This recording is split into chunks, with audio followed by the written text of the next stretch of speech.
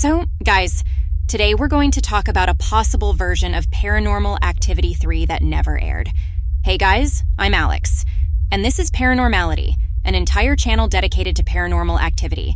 And without further ado, let's get to the video. One of the subscribers here on the public channel has a theory about a possible lost version of Paranormal Activity 3. This theory is based on the teasers and trailers that were released at the time, where many scenes from them didn't make it into the movie and, well, there were a lot of them. So I think it's fair to suspect that there's a lost version of this movie. And what would that version be like?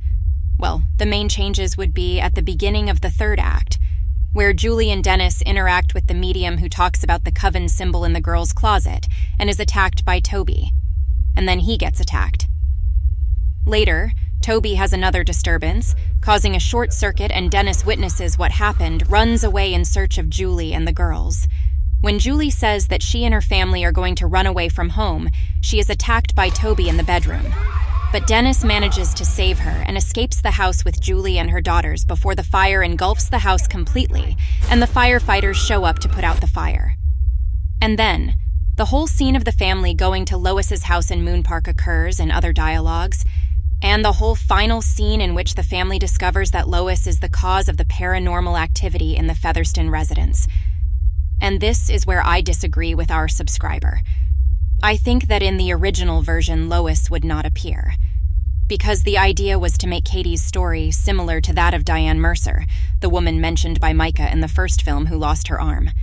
In the end, we decided to include Lois and the whole ending in Moon Park to show a little more of the coven so that we would have more material for the next films.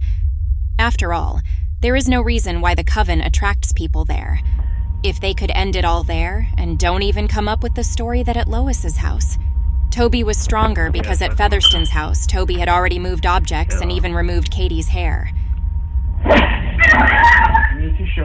To fill in any gaps with the release of Ghost Dimension, the fire was set in 1992 and confirmed that Julie had in fact died with Dennis, avoiding any contradiction or possibility of retelling the story, since now none of the good guys who survived the events of that film remember what happened.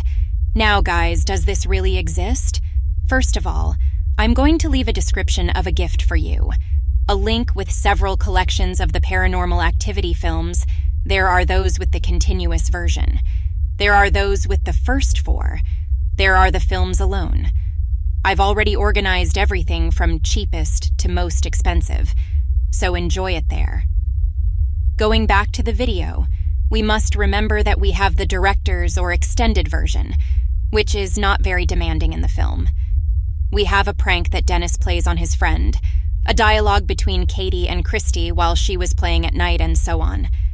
And we also have the version of Paranormal Activity, the chronology, which has additional scenes never shown in the other versions, which again do not add much, except for the scene where Toby gropes Julie's breast while she sleeps, which was strange. So, guys, I think the theatrical ending was the best possible, but I think it would have been great if several scenes from the trailers had been included in the original cut. What do you think? Even the ones where the sisters play with Toby hitting things.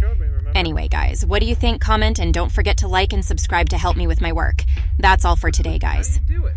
I don't know, ask her. I really like that trick. See ya. I have my cameras around the house, right? I can maybe capture something. Yeah.